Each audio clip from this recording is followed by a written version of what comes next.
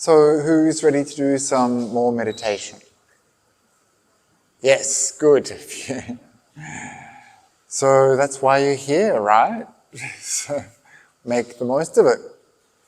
We are about halfway through, I guess, almost halfway through the retreat.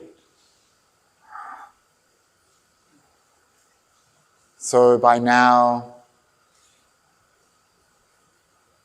hopefully, your mind is starting to settle a little bit more deeply, and the practice of becoming aware of the breath is starting to take hold in your mind a little bit more. You are more aware of your breathing, and perhaps for short periods or even extended periods, there's nothing in your mind but the breath. Even if it's just for a few seconds, a few breaths, this is good, and you can increase this awareness by continuing to focus on your breathing. So you might notice that I haven't really said where to breathe or how to breathe. I've just said breathe mindfully. So some of you are breathing from your abdomen, some of you are breathing with awareness here. Some people might just have an awareness, I'm breathing. It doesn't really matter where you place your awareness, it's how you bring mindfulness to the breath. So that's why it's so important to establish mindfulness at the beginning.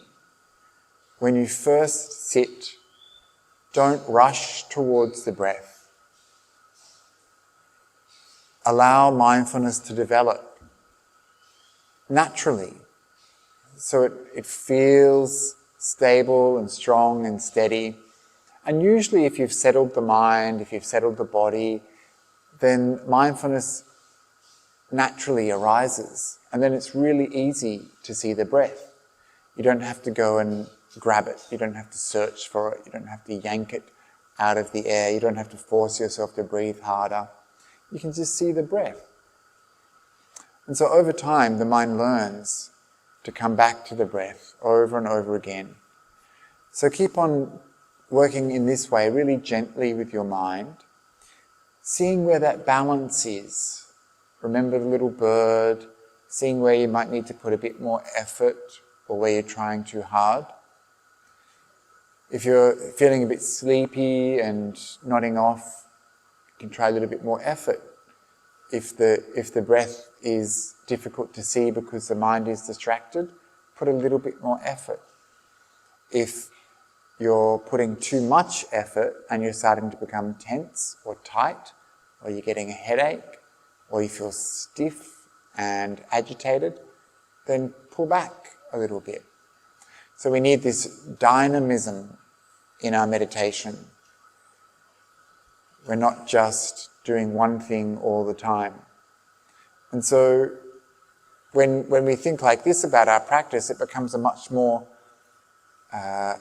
dynamic experience that we're involved in, that we're part of, and we learn some skills about dealing with whatever arises.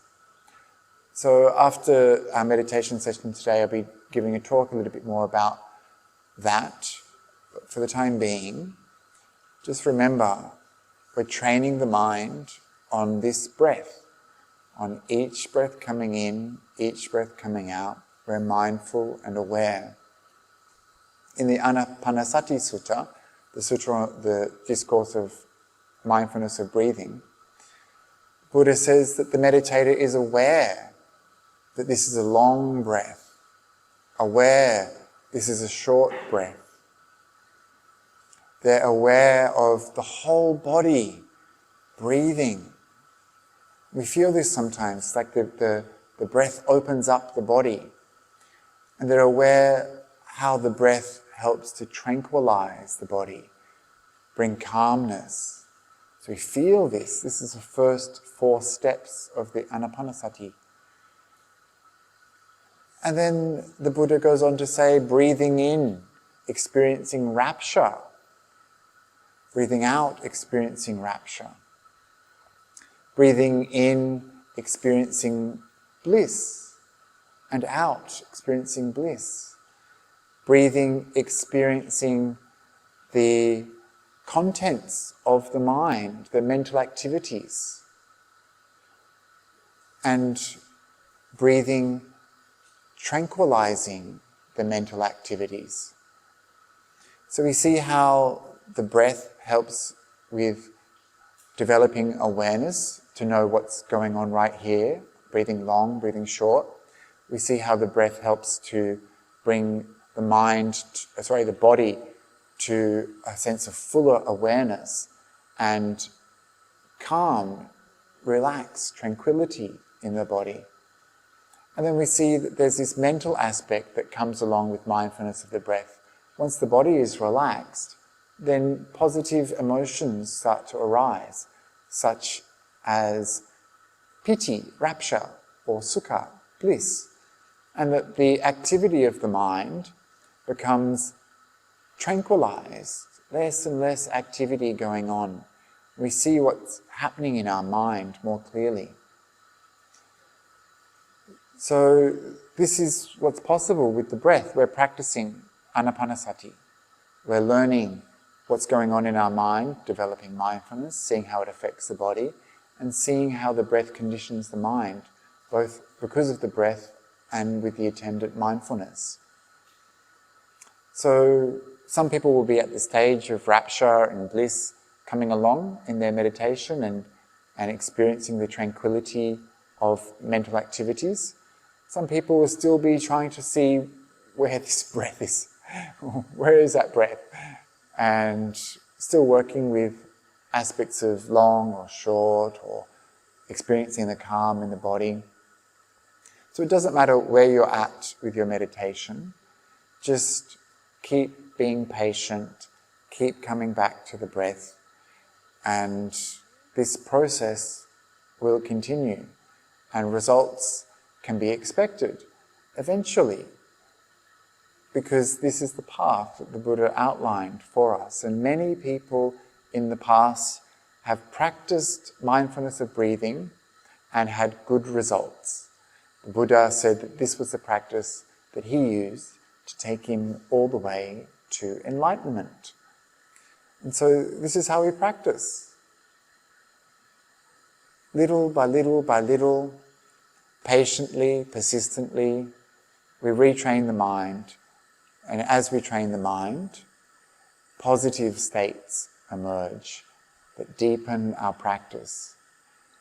Some of you have also started experiencing some mental phenomena, such as lights or nimittas, and even when you're experiencing these things, still keep the mindfulness of breathing happening, still keep working with the breath until those lights are very strong and powerful. So we're still just a couple of days into our practice. So keep building the stability of mind that comes with breathing, keep building the depth of experience, and perhaps in the next few days I'll talk a little bit more about what to do when those lights start to appear, when more people are up to that stage. But for the time being, if everyone can still work with the breath, it's good. So let's do some meditation. We'll do 45 minutes. And I won't guide the meditation. You all know what to do. I've just given some instructions.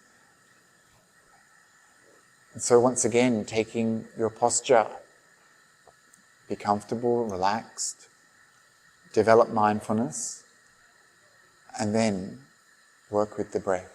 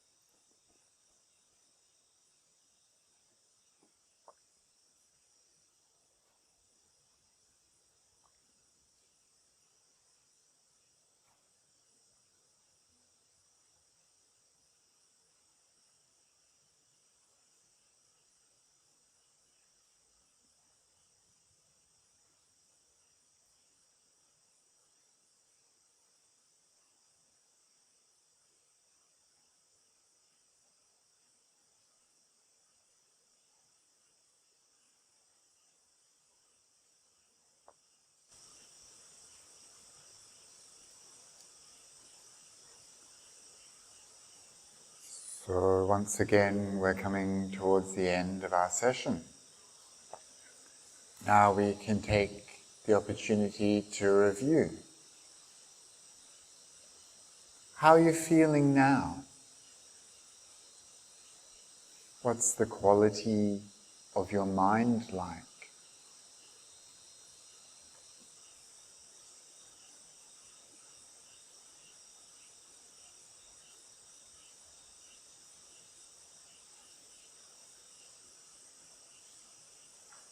And what happened throughout the meditation?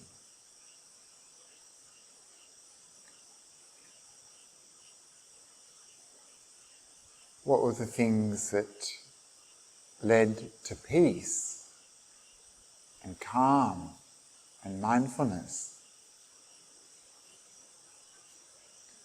And what were the things that led away?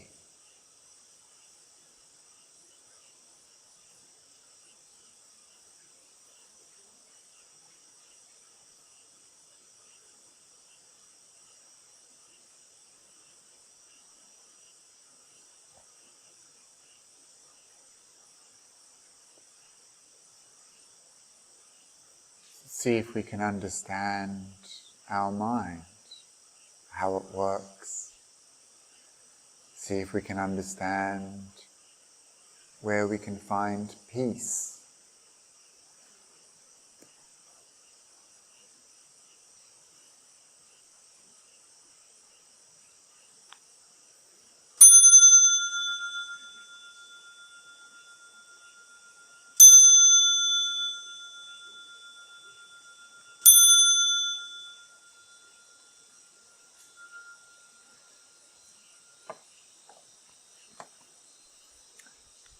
How you're feeling? Good? Yes? People looked very calm, very relaxed, very peaceful. So that's good. And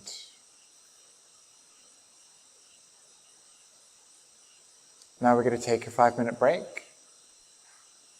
We're going to come back and I'll give a short Dharma talk and answer some questions. So back in 5 minutes.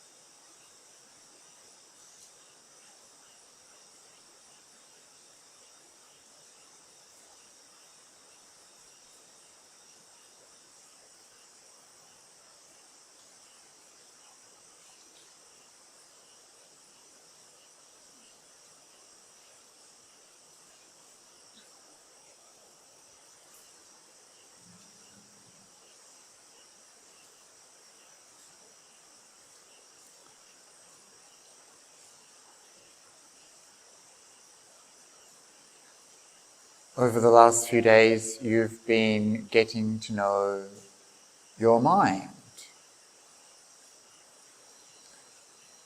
And you're starting to see what goes on more clearly. So in the last few sessions, I've been asking you to reflect on the quality of your mind, the general feeling of how your mind is, and also what led to peace and what led away from peace. So we're starting to inquire into the way the mind works and to see the contents of the mind. So tonight I want to talk a little bit about the 4 right efforts, and this is a very important part of our meditation practice. The 4 right efforts, Samma Vayama. So many of you will know the Noble Eightfold Path, right? So the path is divided into 3 different categories. We have Sila, Samadhi and Panya. So Sila is right speech, right action, right livelihood. The wisdom element of the path, we've already looked at a little bit. We have right view and right intention. So that's what I spoke about yesterday with the cow herd, Samma Sankappo. Right view is something that we've been developing as we go along. The Sila, I haven't really focused on because we're being restrained by our precepts, right? Yes? And so this is something that's good to focus on anytime, our Sila. But in this short retreat, I haven't focused on it. And it's something I do focus on a lot of the time in my other talks when I meet with groups. We focus very much on Sila. We look at our speech, our actions, a little bit of our livelihood. So this is a very important part of our meditation practice, Sila. But I don't want to talk about it now. It's the basis for our practice. But you're all such good people. You've taken 8 precepts. And so I think this is a real benefit to your meditation practice whilst you're here. And then the other aspects of the Noble Eightfold Path are the Samadhi group, the meditation aspect. And that's what I've been talking a lot about already, and I'm going to speak about even more over the next few days. So this is Samma Vayama, right effort, Samma Sati, right mindfulness, and Samma Samadhi. So I've been talking a lot about right mindfulness, and I haven't said much really about effort until today, and a little bit yesterday when I started talking about getting the balance right.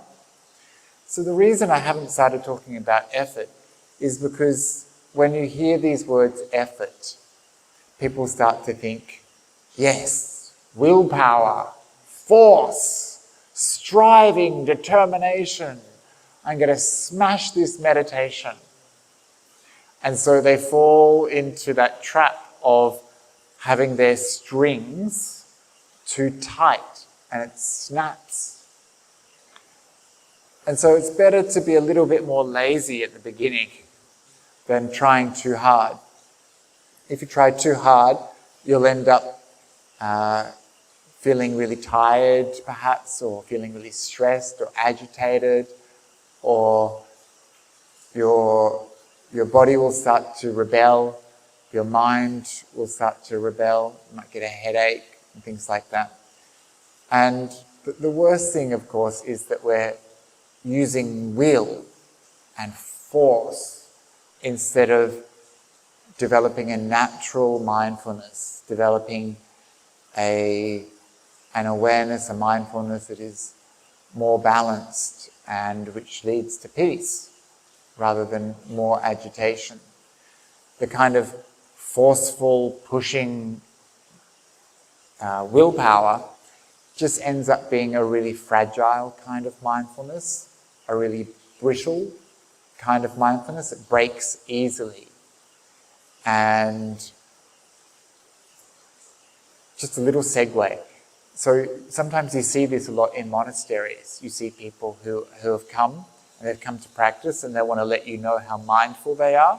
And so they kind of walk around like this, very, almost like every single action's like a laser beam, and they're aware. And I remember one teacher saying, they're the ones you have to watch out for. And it's like, what do you mean? And it's like, the teacher said, watch, just watch, they'll break. And they're the ones who end up being really angry and snapping and having fights in the kitchen. They're too tense. They're too wound up. And so it's better to keep your mindfulness very natural. And that kind of mindfulness is sustainable and sustaining, self-sustaining. Anyway, so I want to talk about right effort.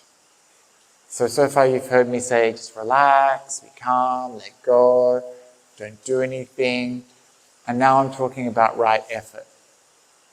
And so some people will be like, what's going on? Why can't he just decide? Are we supposed to do something, or are we supposed to just let go? What's the story? And so, of course, we need a little bit of both of these things. And right effort is a very particular kind of effort. It's related to energy, and it's related to concepts like samvega, spiritual urgency, the desire to escape our suffering. So right effort has 4 parts to it. Most of you know this, I think, yeah? So for those who don't, the first is to prevent. Prevent unarisen, unwholesome states from arising in your mind. So this is like a restraint. You prevent unarisen, unwholesome states. This means you don't let the bad stuff come up. You restrain it. This is what we do when we use that substitution method of focusing on the breath. We're preventing the mind from getting engaged in unwholesome states that might be bubbling up to the surface.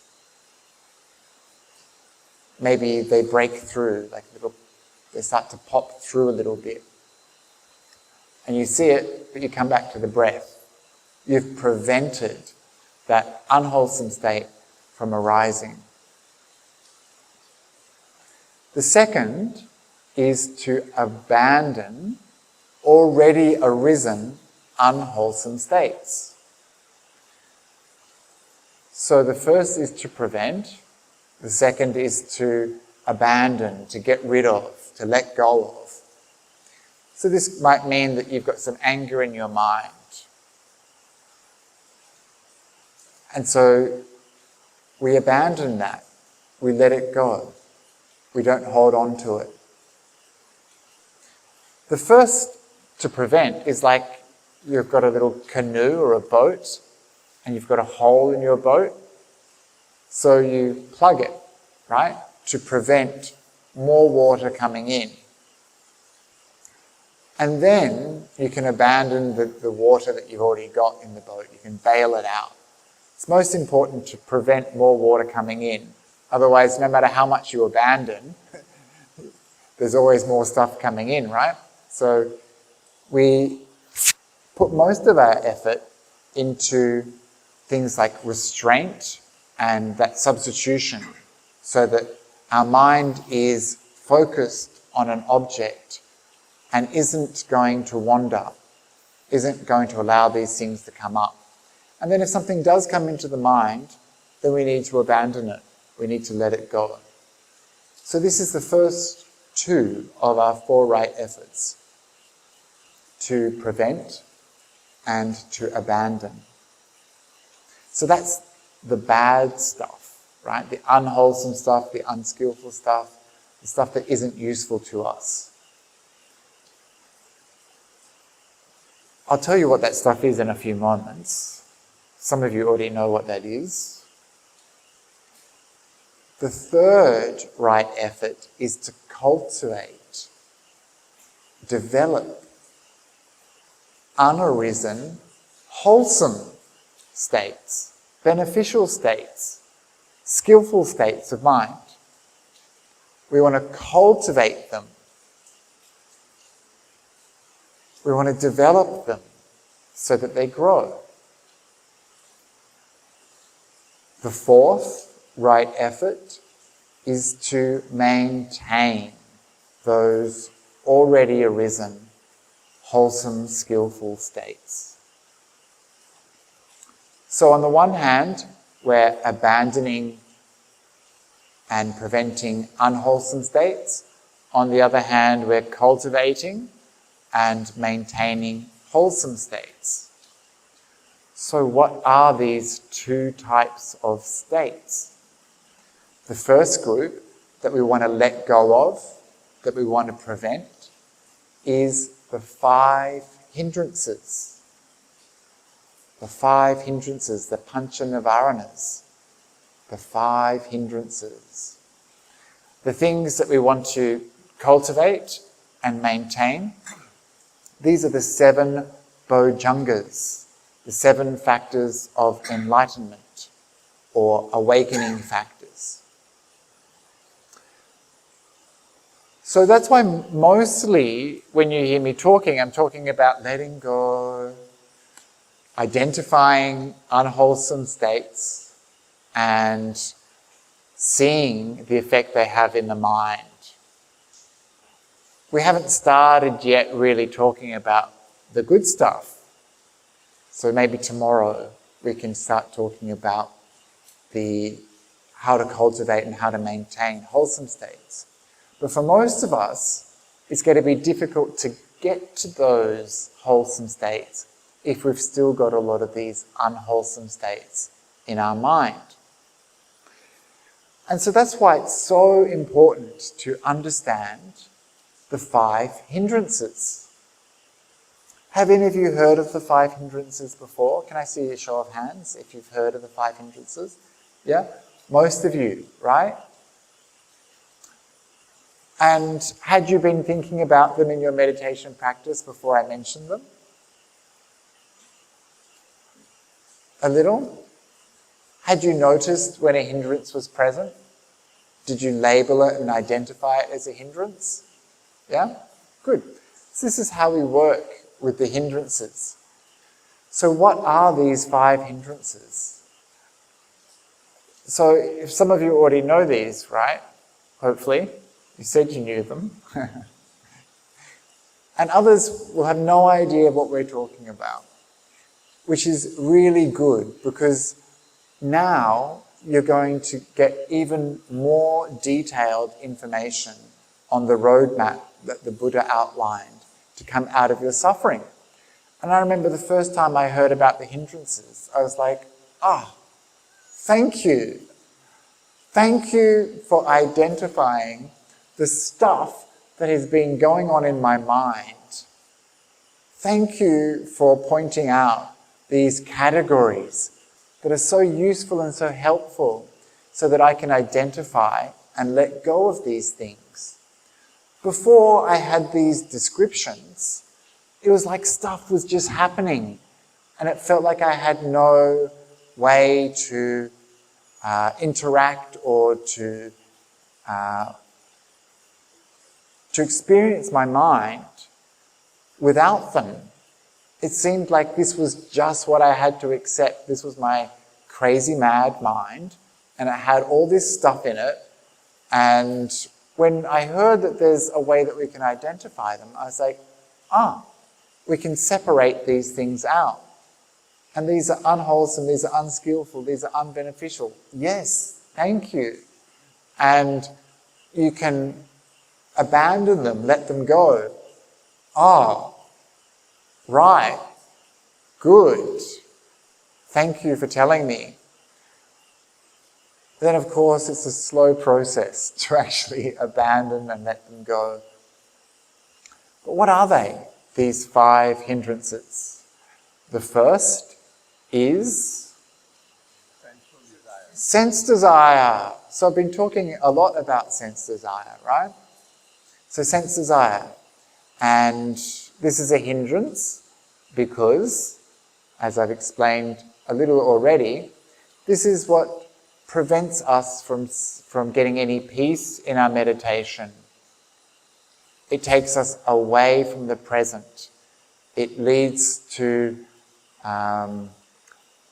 agitation in the mind because we're always craving, wanting, reaching out for something delicious, something pleasant sounding, something nice to look at. We're always reaching out, always craving. And the Buddha, of course, said that craving is a source of suffering. And so when we have sense desire in our mind, we're suffering. The difficult thing for us to understand is why it's so enjoyable. Yeah? Thinking about sensual things, thinking about all sorts of fantasies, right? What you'll do when you get out of here, when you're released. The first dinner you'll have. For monks, I remember Ajahn Brahm once saying, he said something like, you monks are all having fantasies of the perfect monastery. So this is like the kind of monk fantasy, just building the perfect monastery in your mind, right? And so we have these kind of, these desires, and they interrupt our peace. They take us away from peace. They agitate the mind. They are a source of craving. They lead to more and more craving. We're never satisfied. And this is why there are some drawbacks to sensual pleasures. And I mentioned yesterday that these are the kinds of things that prevent us from getting on the cushion, let alone staying on the cushion. On a very much deeper level in meditation, it's our attachment to the senses that prevent deep meditation, jhana. Our attachment to our sensual experience, the experiences that we can have with this body, prevent us from letting go of the body and entering deep meditation, jhana, where the mind is secluded from bodily experience and only experiencing mental phenomena. So if we're attracted to sense desires, we're not going to be able to get deep meditation. So this is the drawback for serious meditators.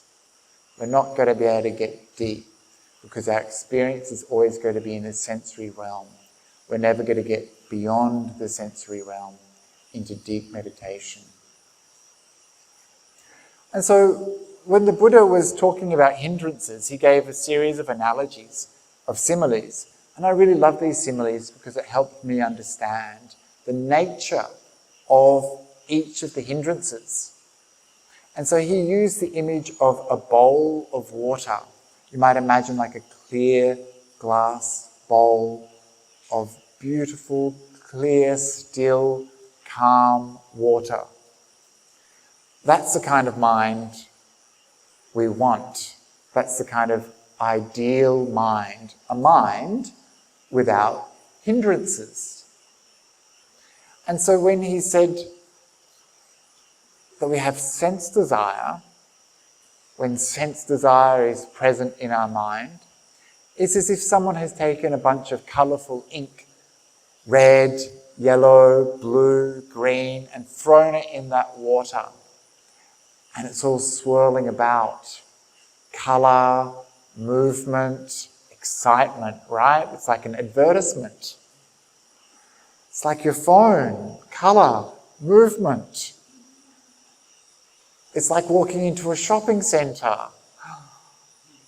Colours everywhere. It's like a delicious meal. All the different colours delighting the eyes, right? This is sense desire. That bowl of water has got all this colour and movement thrown in. We're attracted. We're attracted to anything that glitters and sparkles, right? So that's what sense desire looks like in your mind. When you experience sense desire, all these little parts of your mind are lighting up and busy and active. It's exciting. We want more lights, more colour. So the drawback, however, is that we're never satisfied, it's always wanting more, prevents deep meditation, causes craving, etc. So we identify these drawbacks when it appears in our mind. And so there's an enjoyment to each of these hindrances. There's an enjoyment to sense desire. There's drawbacks to each of these hindrances. And there's also an escape from these hindrances.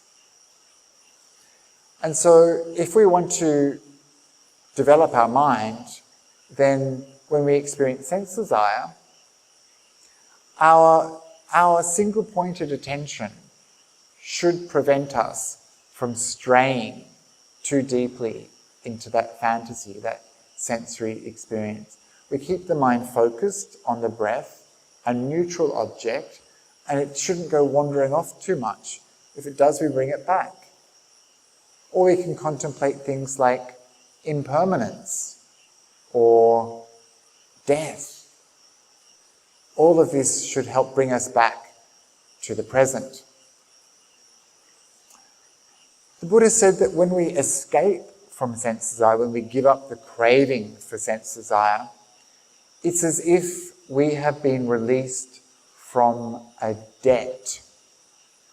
So some of you probably have mortgages or are paying off your phone or your car or maybe a holiday or something. So this is heavy, right? You've got this weight on your shoulders, this thing at the back of your mind the whole time, I've got that debt to pay off. Sense desire always has a debt to it. You always pay back a little bit, right? You eat too much chocolate cake. You feel sick. You get drunk. You get hungover. You watch a movie and you get sad, or you cry, or you ate too much popcorn, whatever. There's always a debt. There's always something that comes with our sensory experience. And so being free from sense desire is like the freedom that we have when we've paid off the mortgage. We're free, right? We're no longer owned by sense desire. So that's the first image, the bowl of water with dye in it. The second is freedom from a debt. This is how we can understand sense desire. The second hindrance is ill will. Very good. So ill will, which we all experience from time to time, is like that bowl of water that is boiling and bubbling with rage. And this is how it feels for us too, right? Remember the last time you got angry? All of that energy, and anger is really a lot of energy, right? Bubbling up, boiling, agitating, your mind is bubbling, you can't sleep, you've got so much rage and energy inside you, or even just a little bit, you see it, you feel it. And so this is the drawbacks of sense desire. We enjoy it though, because it feels good, it feels powerful, we're right, they're wrong. We're good, they're bad. We make these judgments. And this is how we feel the excitement and attraction towards ill will, which is why sometimes it's very difficult to let go of, because we secretly enjoy it. Yeah? Even though we know we're not meant to because it's bad, but there's a part of us that enjoys it and is always looking for an opportunity to develop it. So the Buddha said, though, that there's so many drawbacks to ill will. It's like someone who is sick. Someone who is sick. When you have ill will in your mind, like that sick person, you can't enjoy anything. You don't enjoy anything when you're sick. Think about the last time you were sick. All of the usual things you enjoy, you can't enjoy because you're sick. Even someone brings you your favourite food. You're like, oh, I don't want it. Take it away. You can't enjoy anything when you're sick. So the freedom, the escape, when you overcome ill will, is like you've gotten better. You've recovered from your illness. And maybe you've seen this in your own mind when you've let that ill will go, and suddenly you realize just how all-consuming, how incredibly disturbing and agitating that mind was, and how liberating it feels to let it go. You were sick, and now you're better. So this is ill will. The third hindrance, sloth and torpor, or dullness and drowsiness. So many people experience this, right? There's two aspects to this. There's the bodily aspect and the mental. So the bodily aspect is a kind of tiredness that for busy people living in the world is simply the result of being busy and not getting enough sleep. So if you experience a lot of sloth and torpor on this retreat, allow yourself some sleeping in time, allow yourself a little nap after lunch, just so that your body can rest. One of the things that Ajahn Brahm taught me was that when people come to retreat, they're exhausted. Just getting here requires so much work and so much effort, so much planning, and you've been going for so long. You get here and all you want to do is sleep. And so maybe this should be a signal to you about how you're living your life. Maybe you need to put more time into doing nothing and having downtime, cut out some responsibilities. But anyway, that's a different conversation. So when you see that in your meditation, give yourself a break. Sometimes you're going to be able to push through. You're going to be able to teach that tiredness a lesson. But be careful trying this, because actually that kind of energy that you require, when you expend that extra energy, you're just going to make yourself more tired.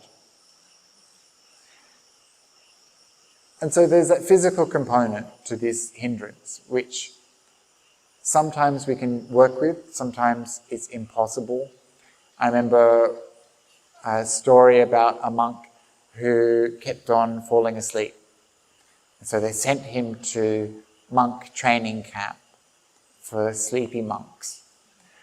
And, so you know what it's like here. So when you're falling asleep and you're like this. It's quite fun to watch. Okay. So at the monk training camp, they put a box of matches on your head. So if the box of matches were to fall, you'd wake up, right? So you've got to keep the box of matches on your head. And so anyway, the monk went away and was there for many weeks training. And then he came back, and this is how he looked.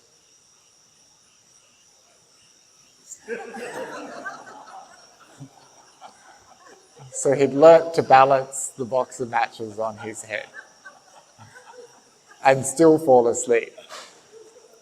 And sometimes I say to people, it's very difficult to fall asleep if you stand up, but it is possible. Yeah. If you're very tired.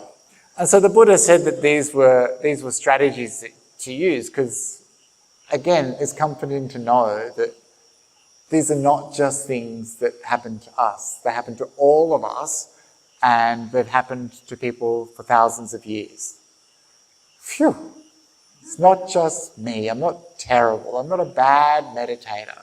This is just the nature of the mind. And so the Buddha had some strategies which I've shared with some of you, and I'll just reshare them now. They're so sensible. Stand up. Yeah, you can wash your face. The Buddha said to pull your ears. Right? Does it work? Doesn't work for you? No? You can pull your ears. Imagine a really bright light. You can open your eyes. Do walking meditation. Walking meditation is really good for warding off sleepiness sometimes. So some of these strategies will work for you. The Buddha also recommended reciting all the Dharma you know, which is actually quite difficult when you've got a bit of sloth and torpor. It's like there's these 5 hindrances. Number 1. It's really hard. But sometimes you can give yourself a bit of a Dharma talk. Come on, Bhante Akaliko, life is short. Why are you wasting your time? And you give yourself some encouragement. Encouragement, not punishment, not reprisals, not you're hopeless, you're terrible. Encouragement, you inspire yourself. You fire yourself up with some energy. And if none of this works, then just go and have a little lie down. 10 minutes on your back, sometimes that's enough. And you wake up refreshed. So that's a physical aspect, but there's also this mental aspect to sloth and torpor. And that's where the mind is feeling very, very heavy and stuck and is sinking. You feel it sinking, sinking, sinking, sinking, just like... And this is bodily and mental.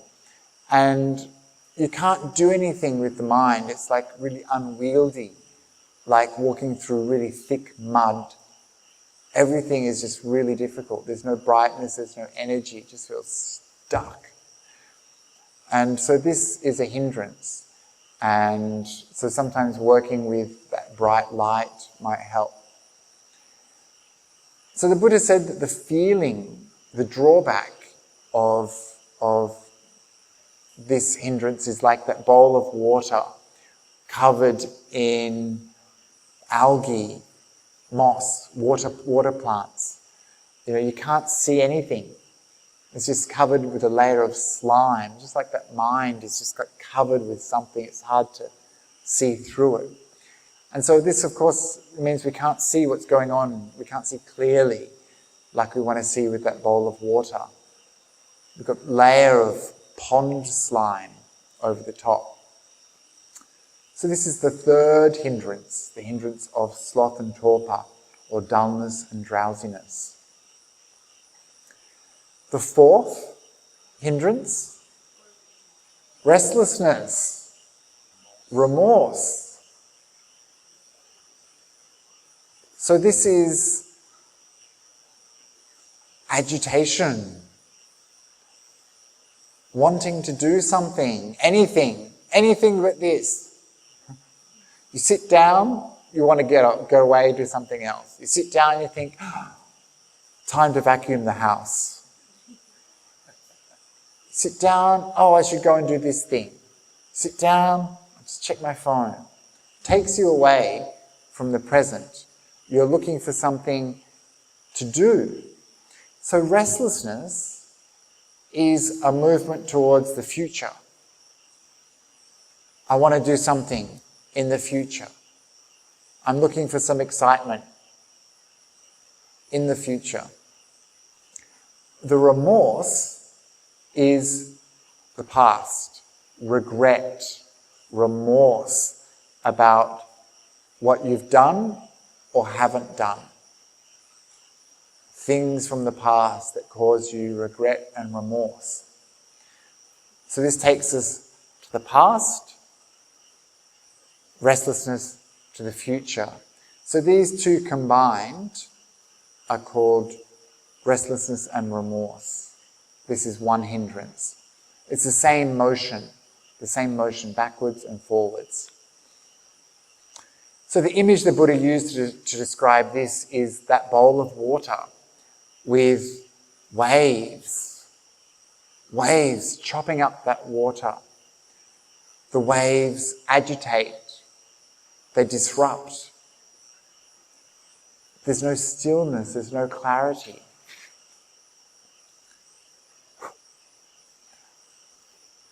And so it gets in the way, this hindrance of peace, of calm.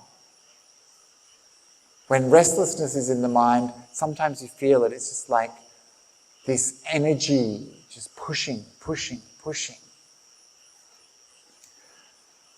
And so the Buddha talked about this as being like a slave and a slave driver. You are the slave. Restlessness is telling you what to do. You think you're in charge, right? You think you're like, okay, well, I wanted to vacuum the house. Yeah, I really did. No, the restlessness was just pushing you to do something, anything. Like a master instructing a slave. And so this is the drawback. And of course the escape is when that slave has freedom. When we're free from restlessness and remorse, we really have this sense of freedom, of openness, expansiveness in our mind. We're calm, we're present, we're not moving to the future or to the past.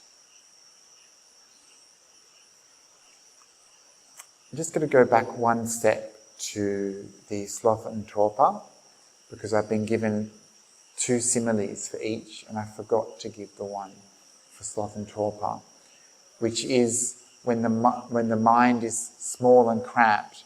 The Buddha said it's like a prisoner in a tiny little cell. So that's that feeling with sloth and torpor. Your mind is so small and constricted. It's like you're a prisoner in a tiny cell. You have no room to move. And the escape is when you're released from that cell. And suddenly you have freedom. Sloth and torpor. And then I've already given you the one for restlessness, the slave driver. And the last hindrance, of course, is, what could it be? Is it doubt? Are you sure? Are you certain? What if it's not doubt? Maybe it's something else. Did I remember it right? Did I remember it wrong? So doubt is a hindrance. And it's a real killer, actually, for our meditation. Am I doing this right? I don't know. Am I supposed to watch the breath? He said watch the breath. Am I allowed to think about something else? He said to not do anything like use too much effort, but then he talks about right effort. What's he talking about? I have no idea. I'm not sure I can do this meditation. I don't even believe in meditation. Maybe he doesn't know what he's talking about. Maybe the Buddha didn't know what he was talking about. This is how doubt works. It's a real killer. It'll undermine your confidence and undermine your certainty of how to practice. You don't know, is this skillful? Is this unskillful? Should I be doing this? Should I be doing that? And when it appears in your meditation, it just confuses everything. It destroys all of your peace. You can't get any clarity because the doubt has sapped all of your certainty, your faith, your skills, and your practice. And so the Buddha said that doubt is like that bowl of water with mud. It's so thick, there's no clarity at all. You can't see anything in there. And this is what it's like when doubt is in the mind. It's so confusing. It's like you're underwater, you can't see anything. The water's so thick with mud. And the other image the Buddha used to help illustrate the drawbacks is like someone who's stuck in a desert, lost, unsure of their way, which is a really sad and lonely image. And this is how sometimes we are on the spiritual path. We don't know which way to turn. We have these questions. We don't know where we can get them answered. We sit with them, we get more confused, we get frustrated, we give up. And this is often what happens in our meditation. We just get stuck on a question, some doubt, and we get frustrated and we just abandon our practice. So that traveller in the desert, they meet someone who says, yes, go that way. And then they have some certainty.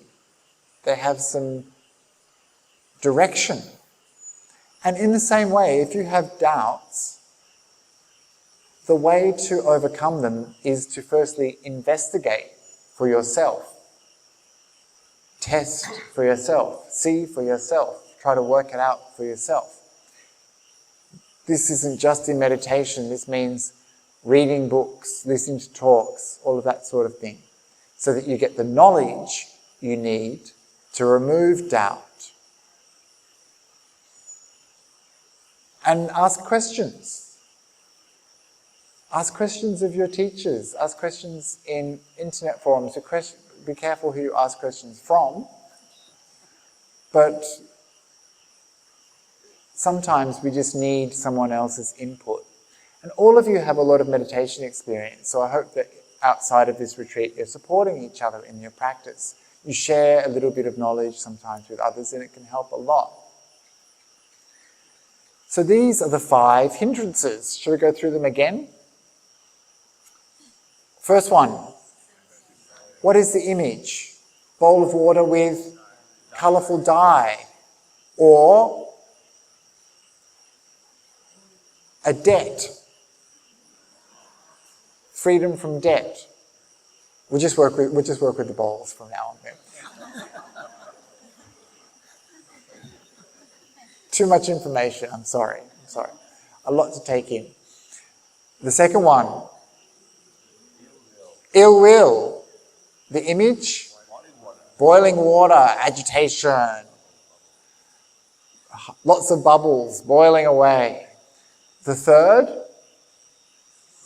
Sloth and torpor. And the image? Moss or algae, slime. Can't see through that. The fourth? Restlessness and remorse. And the image? Waves, choppy waves on the water. And the last one? Doubt. And the image? Muddy. So these similes are so simple, right? So powerful. What is the kind of mind we want to have? That mind that is clear, calm, so pristine and pure, that water in that bowl. And those hindrances, like those cheeky monkeys, they ruin our calm, clear water. So if we're smart, when we see them coming, because we've developed some mindfulness, when we see them coming, when you see sense desire creeping in or restlessness creeping in, you identify it. Restlessness is coming for me. What do? Whack, whack, whack-a-mole. We use wisdom power, not violence. We use wisdom power. We know, this way leads to trouble for me. As the Buddha said in that cowherd analogy, this leads to harm for me, harm for others, harm for myself and others. It obstructs wisdom. It doesn't lead to nibbana. It causes troubles for us. And we see it in our own mind. So you don't have to reflect like in this way for every time something comes up. But you need to know this the Buddha identified as a hindrance. And so you see restlessness coming, you're like, hindrance. Do I want to get involved? No. You let go. You prevent. If, and this is usually the case, your mind isn't sharp enough to pick up the hindrance when it's arising and it's already in your mind, perhaps it's been in your mind for several minutes or longer, and suddenly you become aware, hang on, I'm meant to be watching my breath, and I've been fantasizing about pizza for the last half an hour. Like, pizza, that's sense desire. That's a hindrance. It's wonderful that you've finally noticed. Your mindfulness has returned. And so you use that mindfulness to label, that's a hindrance, and you let it go. So this is how we work with the hindrances. We try to prevent them from coming in using restraint, using the substitution of the meditation subject. And then when they do pop up in our mind, we know, there are so many drawbacks, we let them go. And in this way, we start to come out of our habit pattern where we're attracted to the enjoyment of these hindrances. And we understand, I can let them go. And when we start to let them go, those other things, the bojjhangas, the things that we're supposed to cultivate and develop, these start to take more prominence in your mind. These start to develop. And I'll talk about these bojjhangas tomorrow. But some of you had some doubt and you've asked some questions. So I'm conscious of the time, but I want to just quickly go through these questions because if you have doubt, you should resolve it. So the first is it normal to perspire? Feeling hot and later a headache. Actually, you can heat up quite a bit during meditation. Sometimes the body just suddenly breaks out into a sweat and you feel very, very warm. So it doesn't happen all the time, but yes, it's kind of normal. But if you get a headache later, it could mean that you're trying too hard, using too much energy, too much force, and too much pressure, especially around here. And so that will become very tight. And you maybe notice your face when you're meditating. Like, is your face relaxed and comfortable, or is it like this?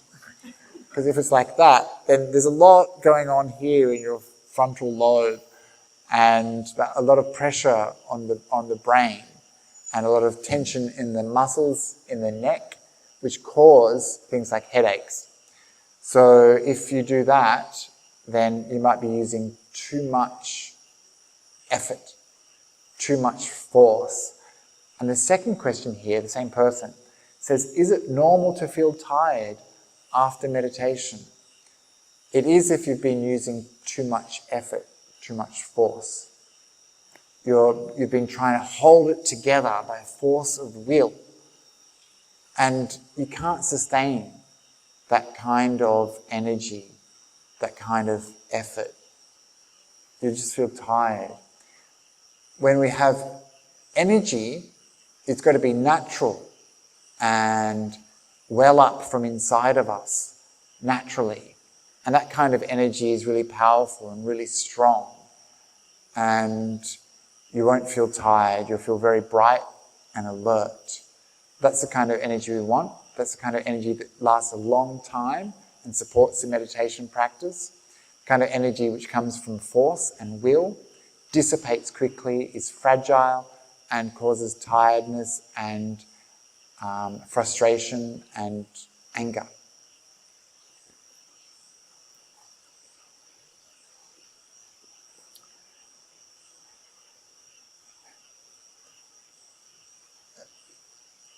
Could/should we attempt meditation in the presence of severe pain? That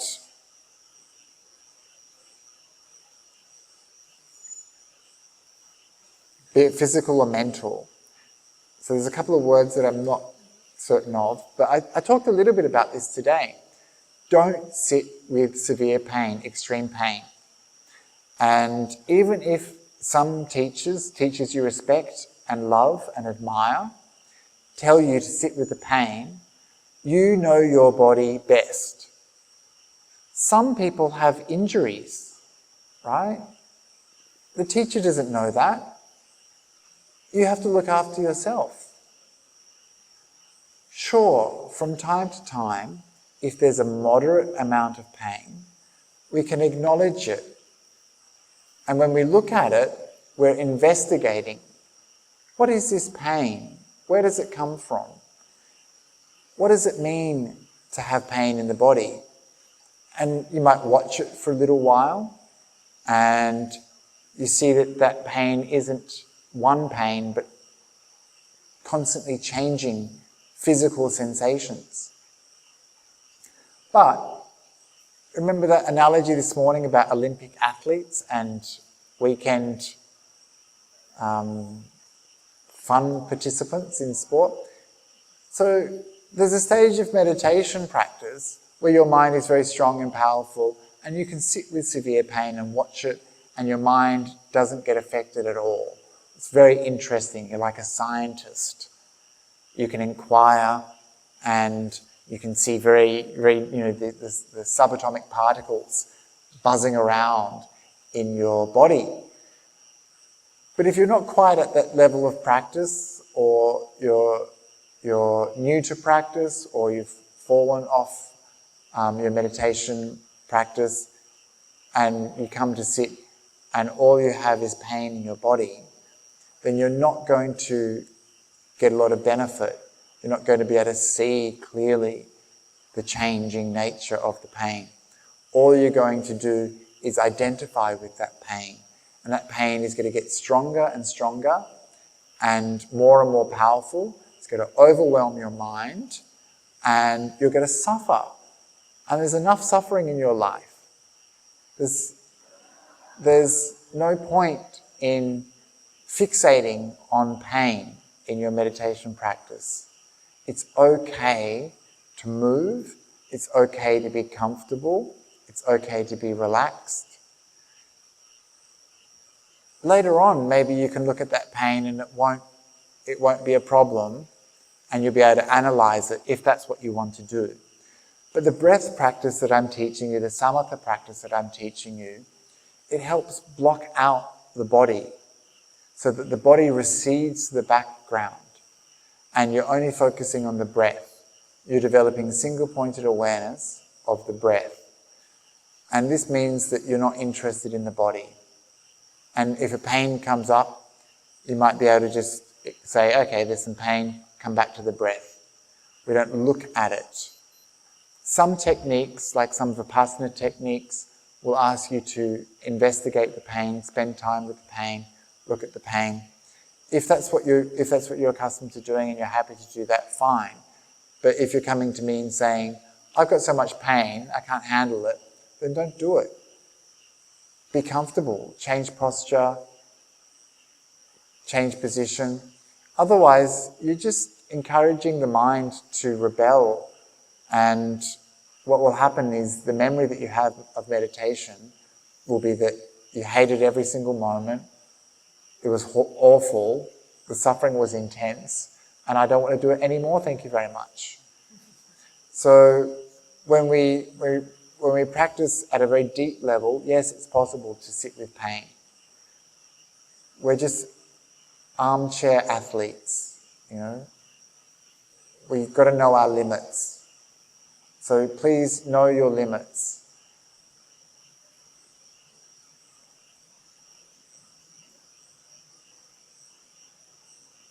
And this question also asks about sickness, like how do we maintain mindfulness in times of sickness? So again, it is possible to practice meditation and mindfulness when you're sick. If you've been in training, don't start your meditation or your mindfulness practice when you're sick, right? So a lot of people are like, oh, I'm sick, I should observe the sensations. And it's like, well, that's only going to work if you've had some training in this. Otherwise, you're just going to be sitting with this very strong pain and very uncomfortable sickness. Sure, you'll be able to get some benefit from it, in that you'll understand this is the nature of sickness, this is how it feels to have a body, all of this stuff. But the danger is that you might overwhelm your mind. And I do remember my own personal experience of having a very, very strong pain in my back once. And I've been meditating a couple of years, which you think is like a long time. And this pain was so intense during my meditation sitting. My mind just kept on going back to it. It was getting stronger and stronger. It was overwhelming me completely. But I stayed there. I didn't move. I was a good boy. But it was getting, like every single moment was torture. And towards the end of the session, I was like, I'm going to have to go to hospital. I've damaged something. I'm broken. Like, there is no way this pain is normal. And then the bell went, and we got up, and it was gone. And it was just because I'd been sitting so long and looking at this pain with unwise attention. And what happens is the mind goes back to the pain over and over and over again, and it becomes bigger and bigger. That's why a lot of illnesses that people experience are actually attending issues where people go back to the pain repeatedly, and their attention on that pain causes it to become more intense. So when we fixate on the pain, it becomes bigger and bigger and bigger in our mind. So this is one of the dangers of that approach, one of the drawbacks. And so if you do that, then you've got to have some wisdom and some skill. You've got to have right view. You've got to see very clearly and understand why you're investigating, what you're investigating. But often what ends up happening is you're just experiencing this strong pain, and it's so overwhelming, you're not developing any wisdom to do with it. And so that kind of investigation should be done when the mind is already well prepared and is sharp and clear and stable, when your equanimity has been developed to the extent that you can see these things and not be buffeted by them, not be drawn into them, when you can observe them very calmly and detached. That kind of equanimity is quite rare. What most people talk about when they talk about equanimity is a kind of disinterest or a forceful denial of what they're experiencing. So you have to be very careful. The mind is quite tricky. And so those kind of practices I would leave until the mind has been well prepared by samatha meditation, by concentration meditation, where the mind is sharp and focused and powerful and stable and steady and isn't going to get easily overwhelmed by physical sensations. Good evening, Bhante. I had exactly the same experience as you described this afternoon. The monkey was swinging uncontrollably in the beginning, and the next moment I could watch every single breath so vividly. The feeling was indeed so peaceful. Thank you, Bhante. And I'm wondering if Bhante is a mind reader. Oh, no. What's happening is entirely predictable. Everyone will experience this as they progress, that the monkey mind will stop swinging, and then you're left with peace. And this is just the natural progression of your meditation. So you don't need a mind reader to know that. Actually, the way the meditation progresses is pretty predictable. Over the course of 5 days, I can pretty much guess where people are going to be, because the process of meditation is scientific. It's just a matter of spending the time and putting in a little bit of effort, and you get the result. So that's good to know, isn't it? So it's pretty much predictable what will happen over the course of the week. Last question, and then we'll finish up. Where should our eye focus when meditating? So this is a good question, actually, because we use our eyes all the time. We rely upon them. And so it's natural that when we come to meditation, our eyes are like, what do you want me to do? Where should I be? What am I doing here? And so they're looking for something to do. And you'll find that sometimes it feels like you're looking. It feels like you're perceiving the mind using your eyes, or perceiving the breath using your eyes.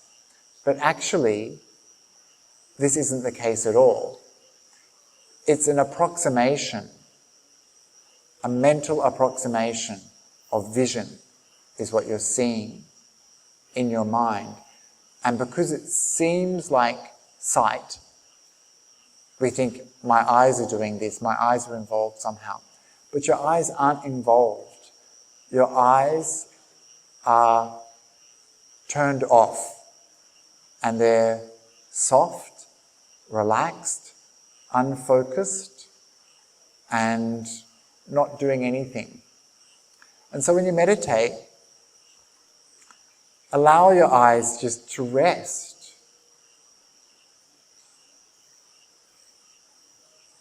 And be aware if you start to look with your eyes. One technique some of you may have learnt is when you scan the body. Have you learnt this through Vipassana or anything like that? Where you scan the body. And so I remember I used to sit there. I don't use this technique anymore, by the way. I used to sit there and my mind is moving around the body, but my eyes are following. Why? And so I have to remind myself, oh, my eyes are not looking. And so there's a tendency, when we kind of like looking for the breath, it's like, I can see the breath. And so instead, we should just relax. And the reason for that is that you can actually become very tense in your eyes and in this part of your head. And you might feel like a really pinching kind of headache that comes from that. So keep your eyes relaxed.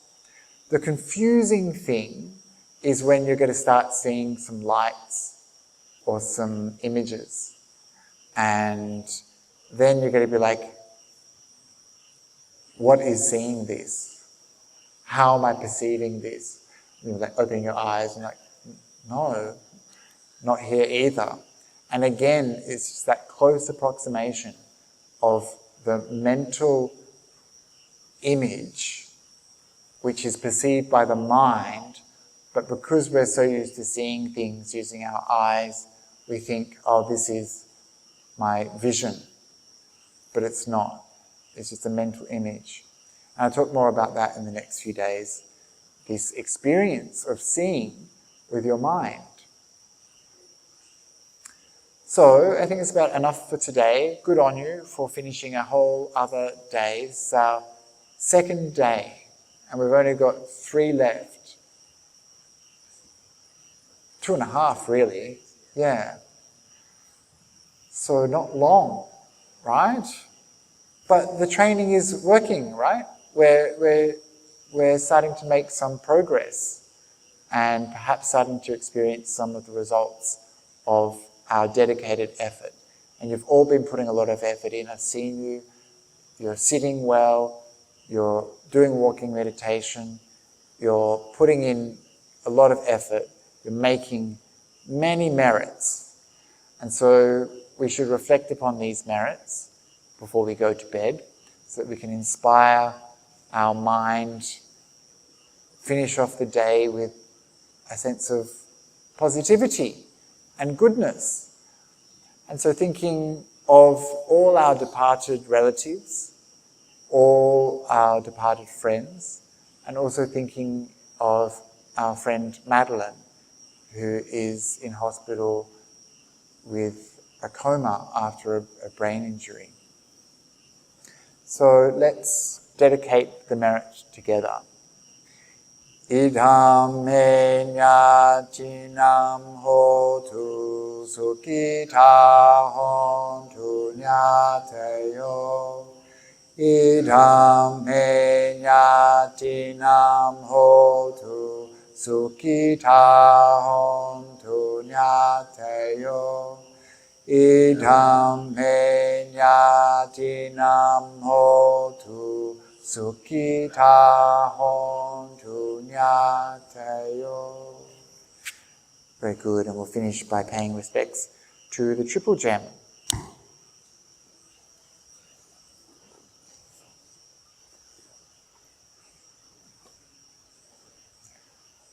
Araham Samma Sambuddho Bhagava Buddhang Bhagavantang Abhivademi.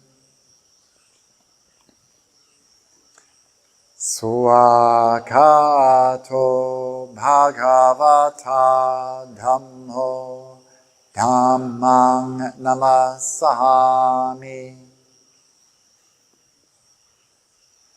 Supatipano Bhagavato Sāvaka Sangho Sanghang Namami.